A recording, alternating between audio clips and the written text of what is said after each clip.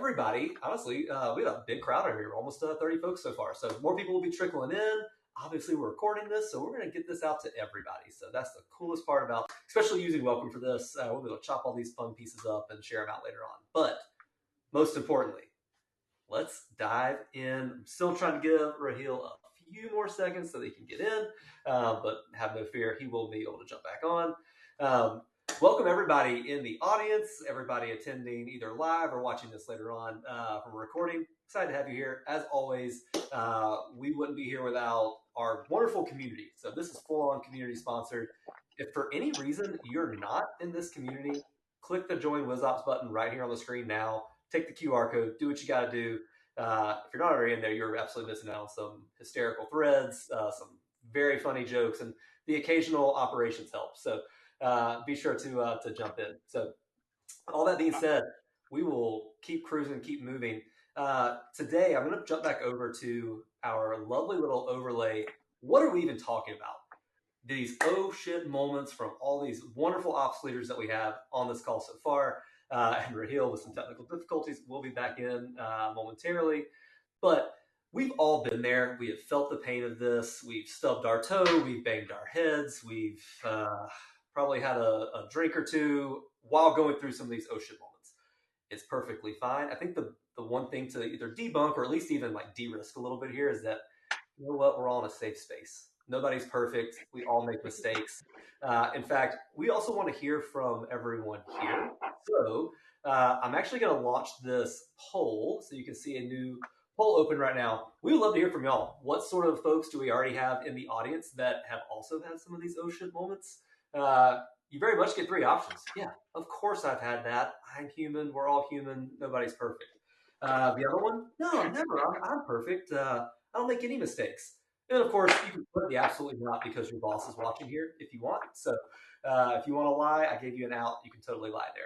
But please jump over to the poll. Definitely put your results in, and we'll share these out here in a second. So as always, let's definitely keep the chat moving.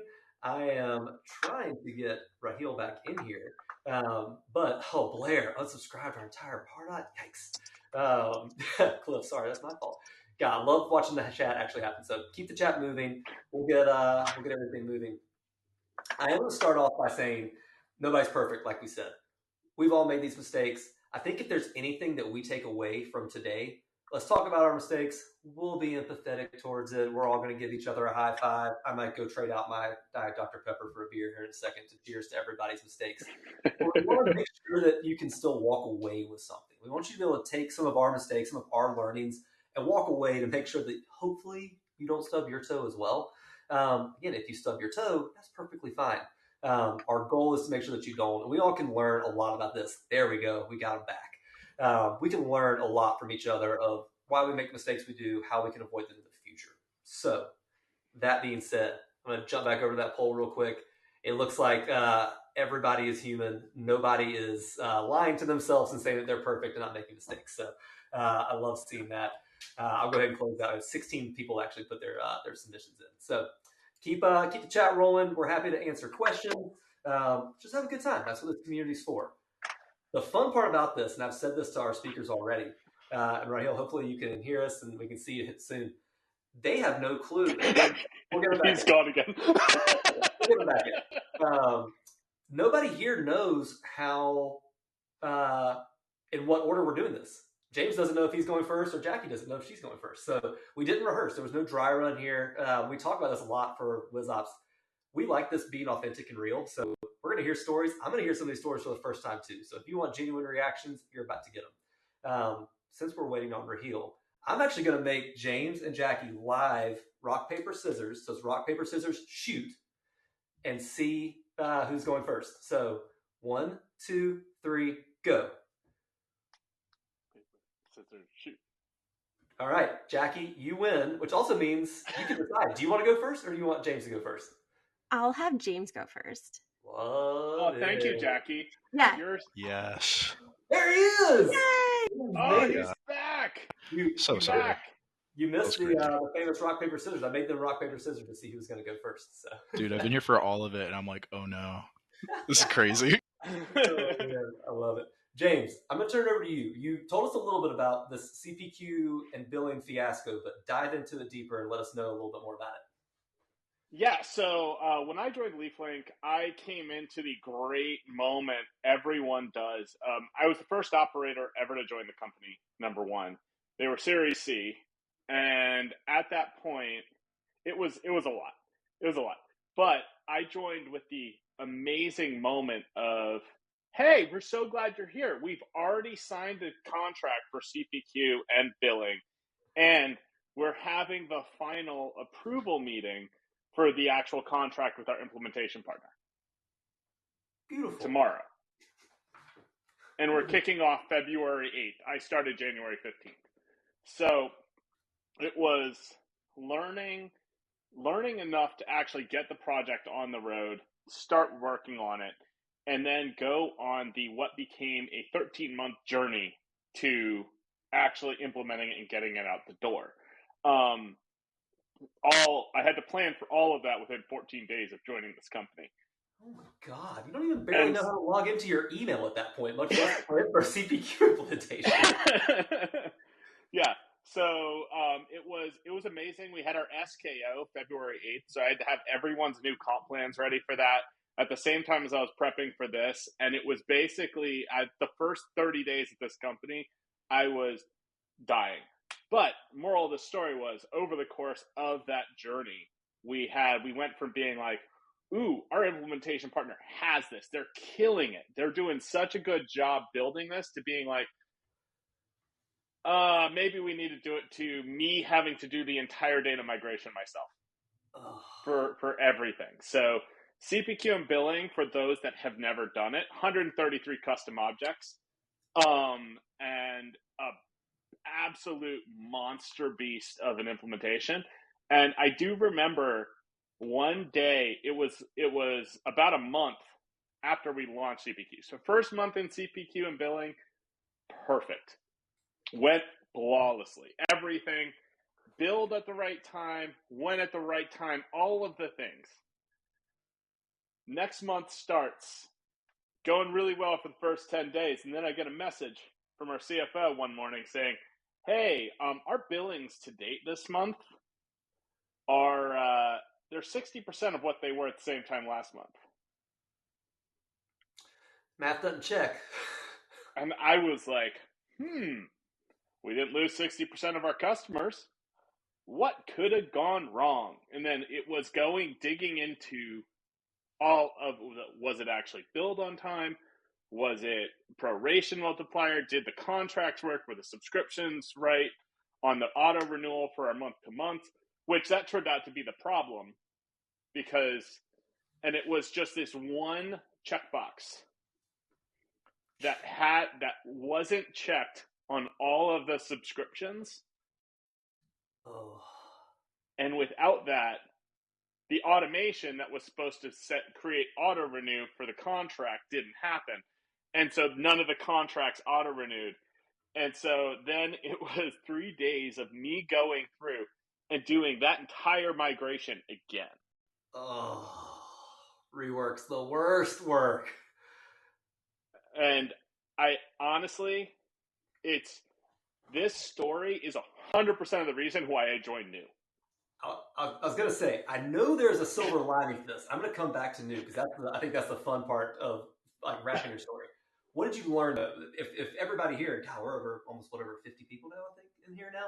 Yeah.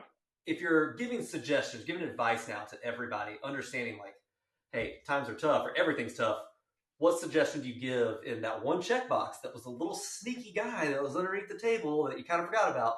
How do you think about that?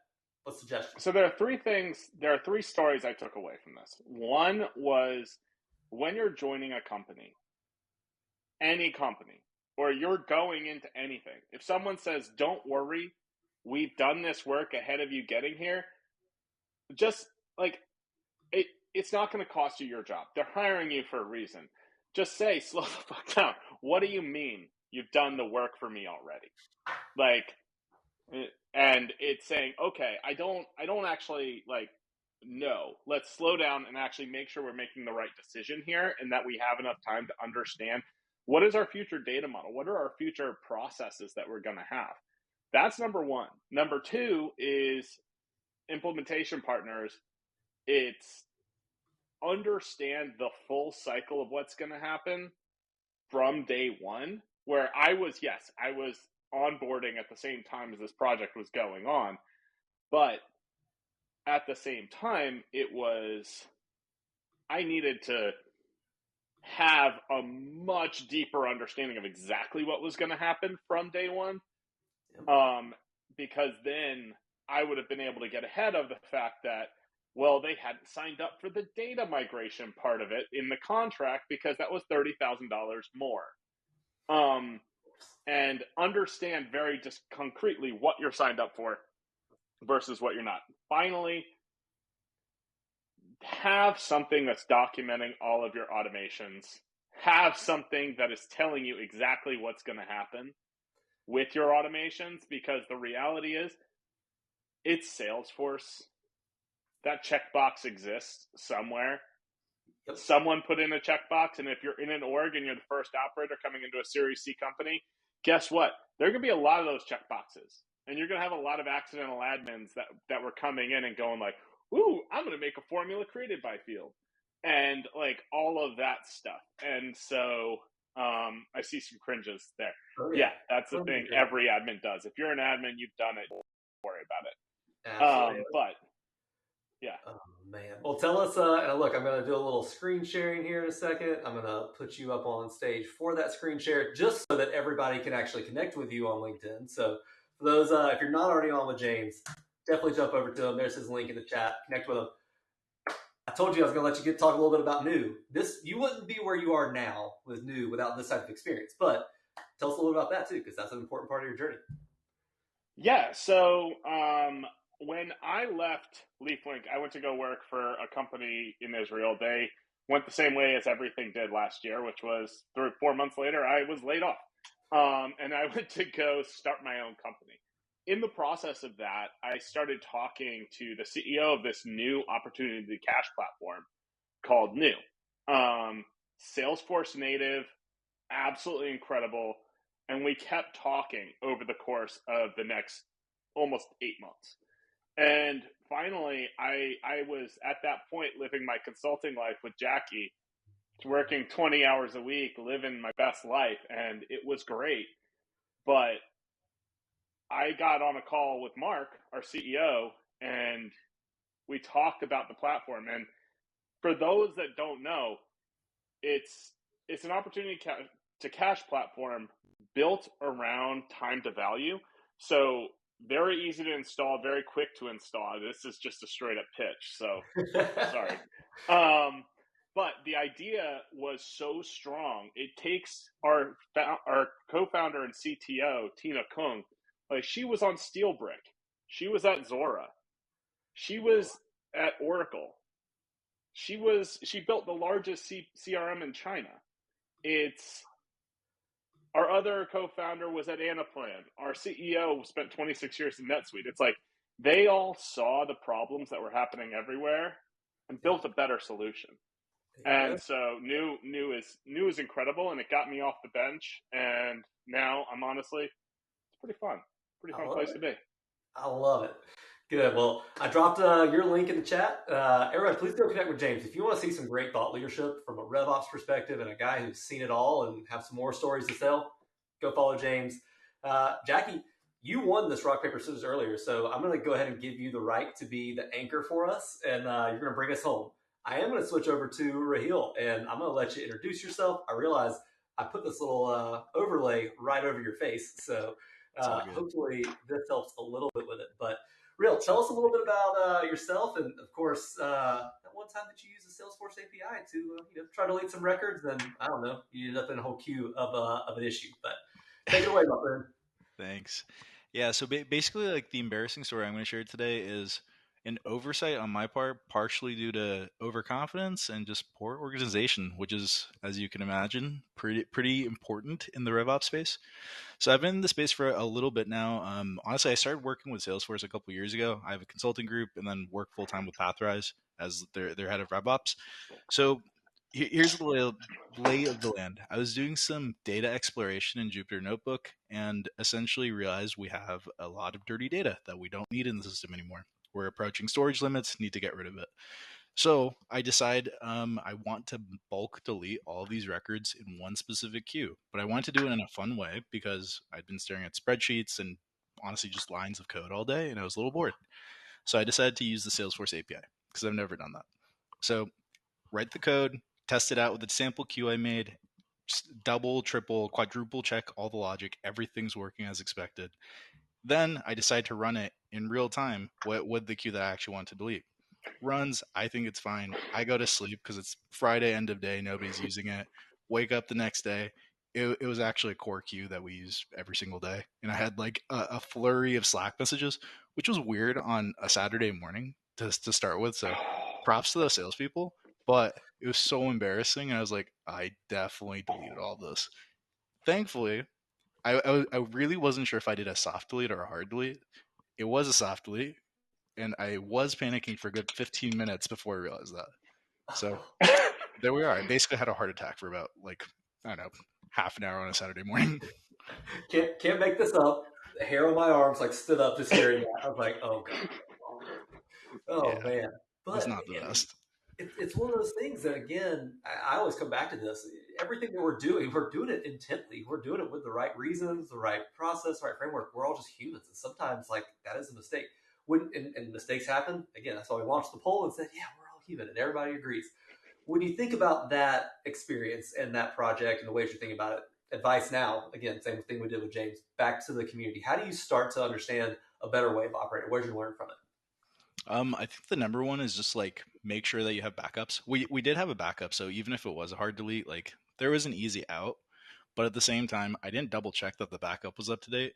So I was like kind of just like hoping that it would work. So I'd say the biggest lesson is just double check all of the redundancies that you have built, and I guess most importantly, build redundancy. Just to ensure that like you have layers of safety nets.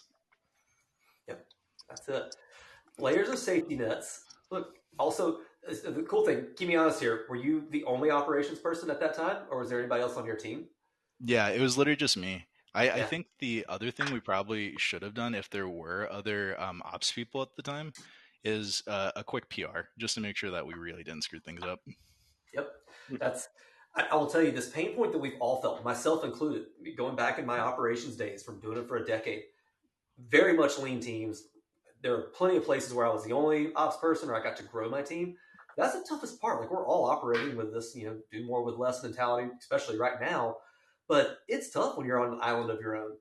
Insert, join WizOps. I'm going to throw it on there again. Please click the button, join WizOps. Please come join us. Phone a friend. In this example, I'll tell you, I'll share my story in a little bit, I promise.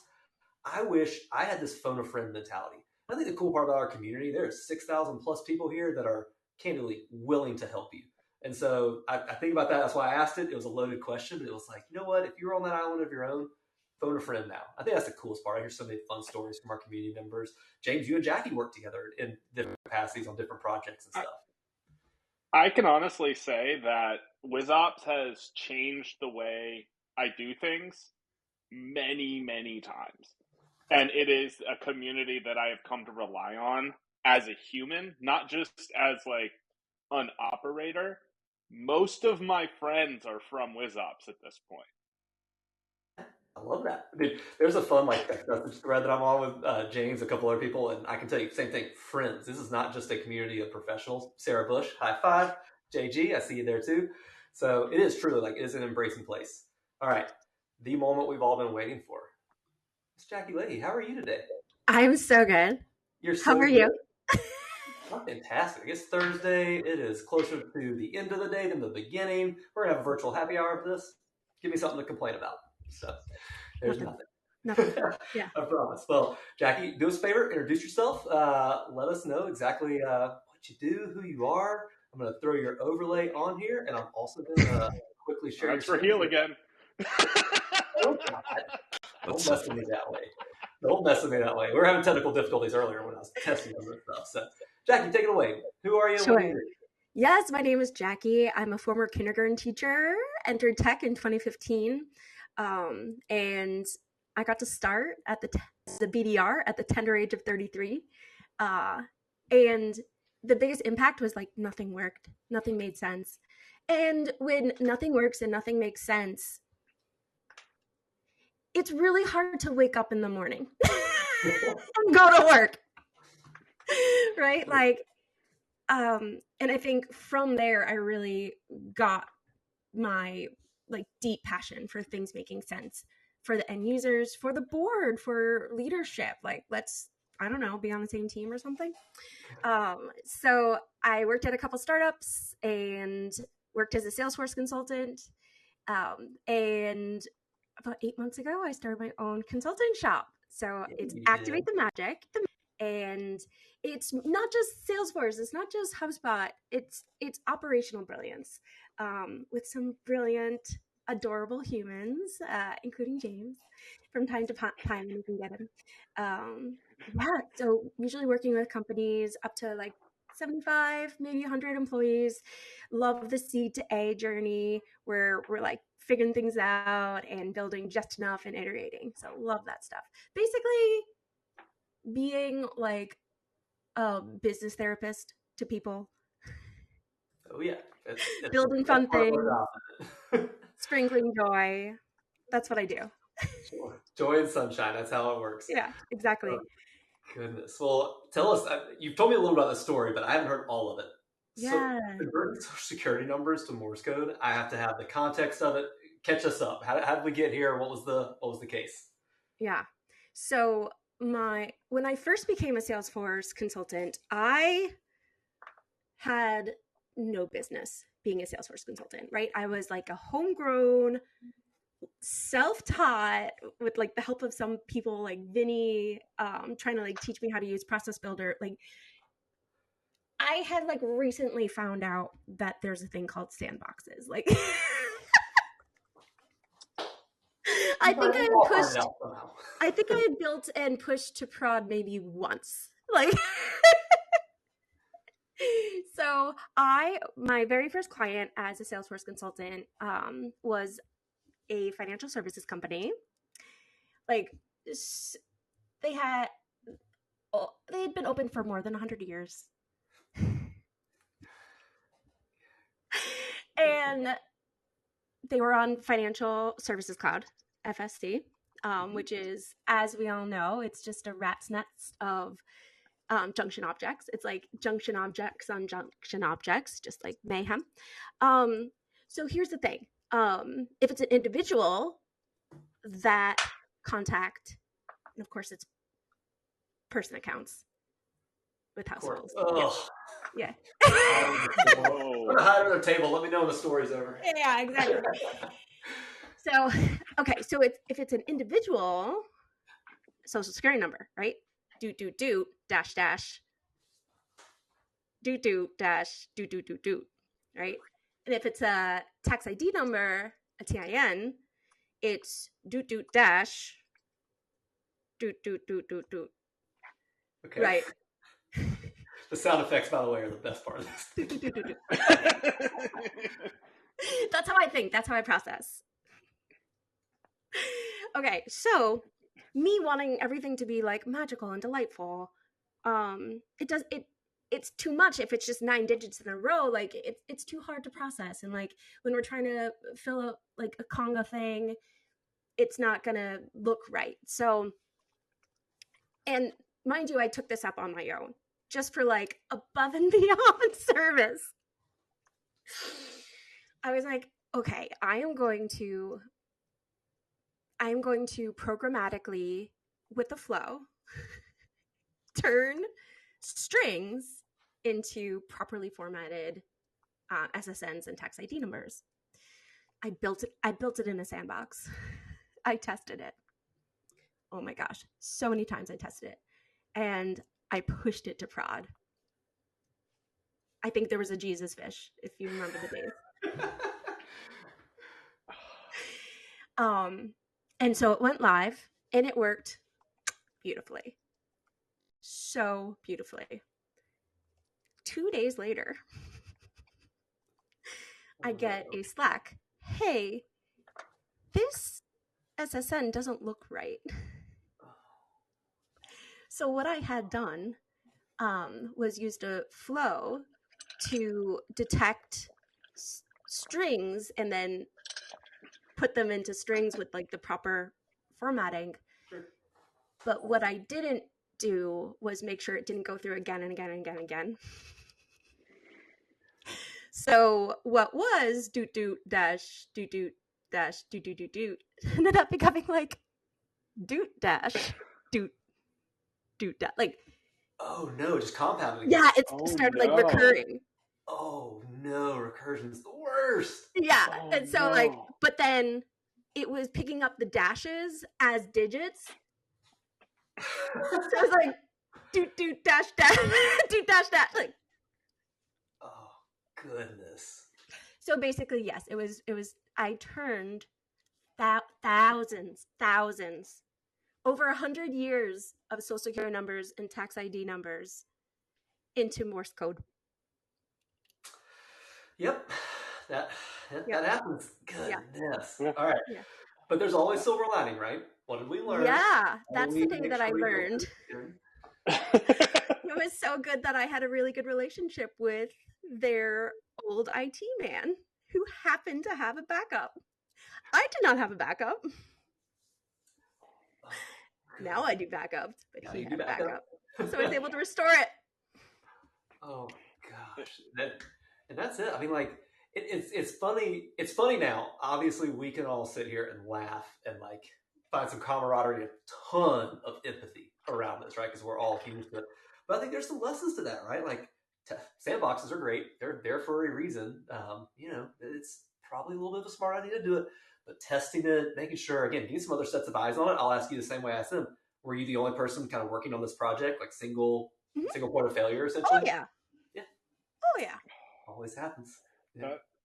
But that's Jackie. Your story reminded me of our client when at Activate the Magic, when we go in there and all of their pipeline reporting was built around a date field. And then when we went in there, the date field was not set to go for the stage change. So like they had it set, and every time the record was updating, the date field was moving to whatever that date was. So they had all of their stage change fields that were just updating every time a record was refreshed. And they're sitting there and they're going, our sales cycles are really fast. And I'm like, they're not. They're really not. It's so bad. I mean, that's it. Like, again, it's just one of those things that it's that constant reminder. If there's anything that I take away from this, and yes, I'll be sharing my story in a second too. I'm not going to get out of jail free card on this one. I'll call myself out and throw myself under the bus. The overwhelming sometimes fragility, like how fragile not only Salesforce, I know we keep picking on just Salesforce, but even some of these connected systems that come into it, and just the overall way that we practice a lot of what we do. It's tough. And, are there user manuals out there? Sure. We can all go get certifications and go take a ton of learning, which I will encourage anybody listening to go do. But so much of this just comes down to practice and understanding, like, yep, I'm going to stub my toe too. Nothing I can do to get away with it. So, like I said, I will throw myself shamefully under the bus too, for everybody that wants to break all the APIs. That's right, Cliff. Wants to connect with me, please. Love connecting with folks. But here we go, man. I will roll this back circa to was it 2016 maybe? So yeah, I'll somewhat date myself. But I was working. It's funny. Same story almost. I was new to an organization. I put this chief oops officer, so because I like to keep breaking things. I just started. This is when I was at Terminus, running operations over there. And for those who don't know, Terminus marketing automation type platform, very geared towards the ABM space. And growing business actually changed. I think we were at Series B. We weren't C at that time. But we had just finished our B. And it's one of those times where you get into a new org and like, man, how did we get this far without some best practices? Things like, I don't know, using products and price books. Like that's not overly rocket science, but it was just never rolled out for the business. Our sellers and our AEs and CSMs, everybody that was using the opportunity object, literally just going into the amount field and hard coded it in. So I think everybody here knows how to raise their hand and say that is a tragically bad way to operate. So project number one for me was implementing products and price books. Scalable sarcasm, exactly. But I had done this before. I mean, prior to that, I was a consultant, spent a lot of time in consulting time back in Accenture and Coastal Cloud, a couple other places.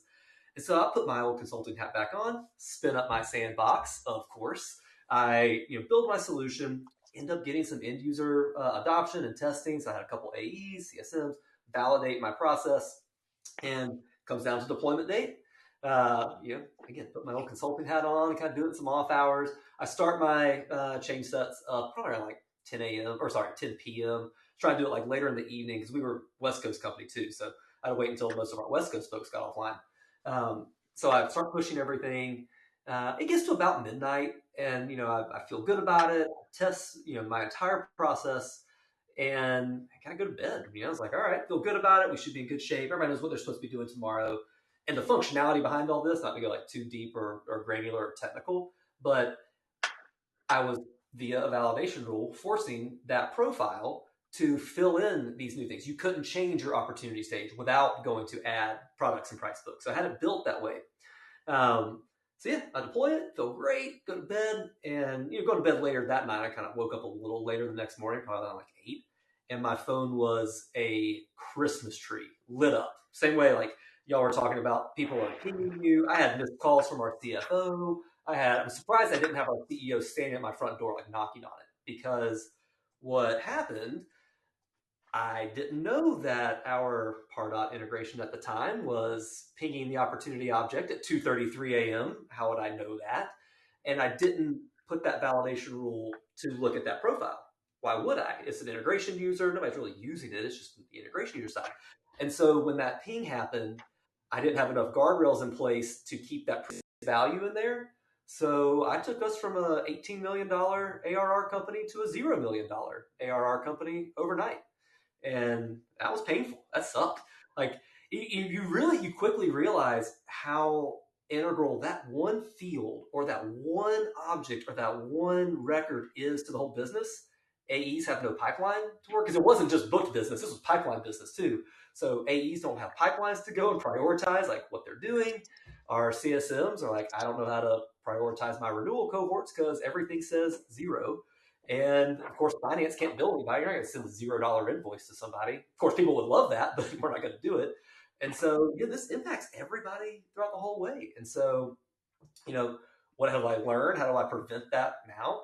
A lot of that goes into why we even started Sonar in the first place. Have a better landscape and viewpoint of how your systems integrate, of course.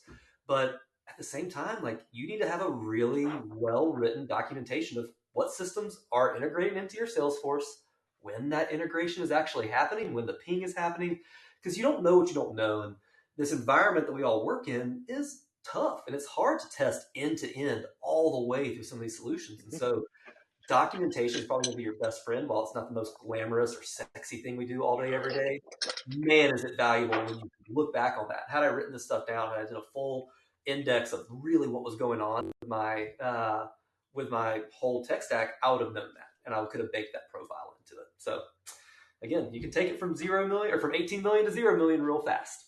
So and just like that, man, look at it. It's already 36 minutes into it. We've got a few more minutes. I always love this. It's my favorite part of any Shops Talk. And of course, before we get to my favorite part, we're hanging out afterwards, guys. If you look up on your screen, you should see a little lounge button. I'm going to open the lounge here in a second. Head on over there. We're going to have a little virtual happy hour after this. I'm probably just going to make fun of James the whole time. But please come join us in the lounge for a virtual drink, and that way we can all commiserate together. But again, we always like to give advice to our community, make sure that everybody knows how to prevent some of these issues in the past. So again, 2 quick recaps. What advice are you giving in this example of your oh shit moment of your war story? Like, give us that advice again, but also roll back the clock. We do this every time. Jackie, you and James have been on before, so y'all know this question. New one for you. Go back to the very beginning of your operations career. We all come in different backgrounds, right? And we've all gotten to the place that we are because of a specific learning experience or something. So go all the way back to your first ops world. What advice are you giving to everybody ops focused and Salesforce focused in this environment? How can they go be the next James, the next Jackie, the next Raheel, grow in their career? So what would you do if you're early in your ops career? And also, how do we prevent mistakes? James, I'm going to kick you off. I'm going to let you kick us off. Thank you.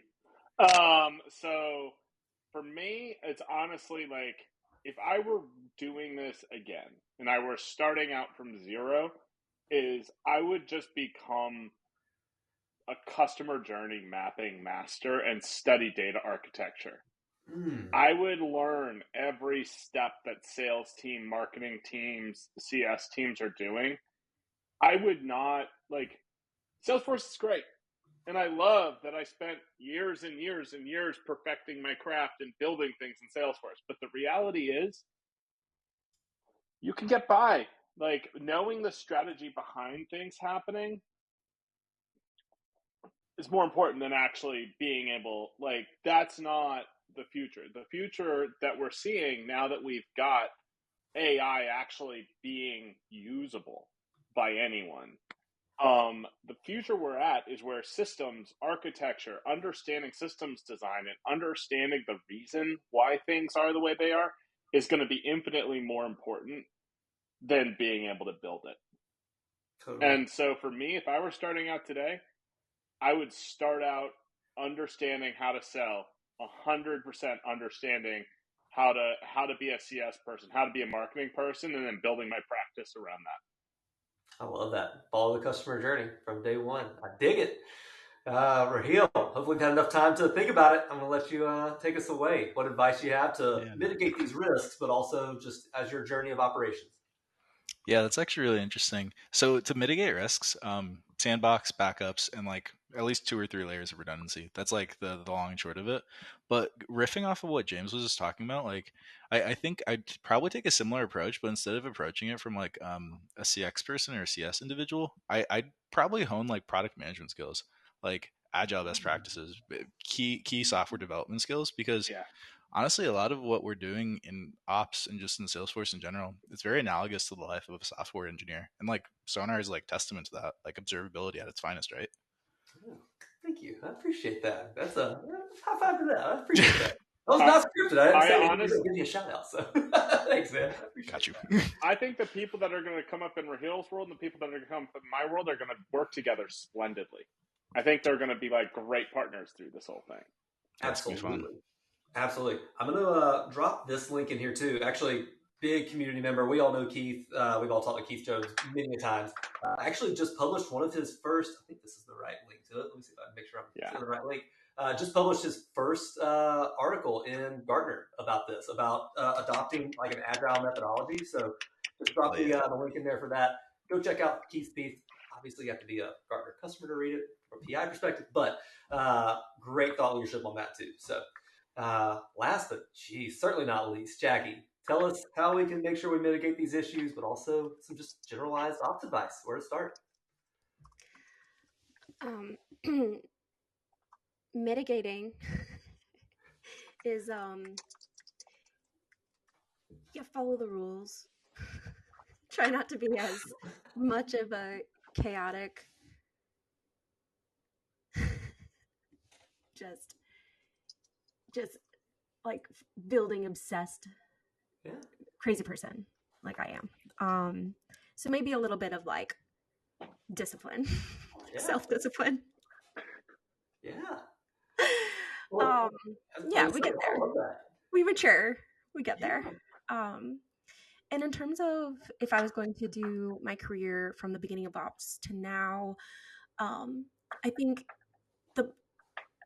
the ops that I really love is a little bit specific, where I'm talking to a whole bunch of companies and a whole lot of practitioners, and really being a connector between like being a generalist and being like just a lover of humans and a lover of winning and things making sense, humans having purpose, and really encouraging, embracing, and celebrating different types of leadership, styles of leadership. And if I were to go back and do it again with the knowledge, I wouldn't have taken the bullying to heart. I wouldn't have taken my failures to heart as much. I just heard a quote 2 days ago by Winston Churchill.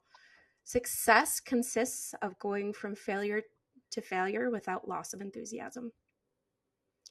I love that. Say it again. Yeah. Let that sink in, everybody. That was good. Oh, there you go. You just dropped it. Success consists of going from failure to failure without loss of enthusiasm. Yeah. What a great way to wrap this up, especially as we're open here. We're being vulnerable about our failures. And hopefully everybody listening and watching the recordings can take solace in that and empathy in that. That, look, we're all humans to do it. Yeah. I'll follow suit, and I'm going to go ahead and I'm going to open the lounge in just 1 second. That way we can all jump in there and have a good time. And we want to hear your war stories as well. It's a great place to come in and share. I'll piggyback off on that, Jackie. First, obviously, from a risk mitigation standpoint, stop me if you've heard this one. Write it down. Document. It's going to be your best friend. Mm-hmm. It's not the most glamorous or sexy activity you're ever going to do, but man, will it save you in a hard time like that when you're not going to nuke $18 million of revenue out the door. But I'd say, like, from the early part of operations journey, again, like I was similar, started in an SDR, like early sales role, and found my way, meandered my way into the operations and Salesforce place. One thing I wish I would have done is embraced 3 words so much earlier in my career, and those words are "I don't know," because it's impossible to know everything as an operations professional, whether that be a strategic side of things or a tactical and systematic side of things. Good luck. If you can sit here and raise your hand and say you know everything about everything, high five to you. You're also a liar. So look, embrace it and say, I don't know. Drop your guard, be vulnerable. But the minute you do that, you're also accepting the fact that you're ready to go and learn. Because typically the next words after that are, I don't know, but I'm going to ping Jackie and find out. Or I'm going to go call James because I know he'll help me. Or I'm going to hit up Rahul when next time I'm in San Francisco. We're going to grab a beer. We're going to talk about these problems I have. Because that is how this whole community works. It's how we all embrace it. It's how we all get to go do the things we get to do. So, again, say I don't know. Last thing, phone a friend. I'm going to do it one more time. Join WizOps if you haven't already. This will take you right to our website. We'll get you this afternoon. Join the fun. Gosh, speaking of fun, all right, let's see if I can do this without messing it up. Virtual Happy Hour Lounge is open. Opening now. There we go. You should see it up in the top right corner. Go jump over into the lounge. 16 people can be on screen at once. So yeah, insert chaos here. Jump over to the lounge. I will see everybody over there shortly. I'm going to send that announcement out. Join the lounge. Oops, I can type the right way. Send to all rooms. Cool. I will see everybody on the other side. Thanks again for joining, everybody. Take care.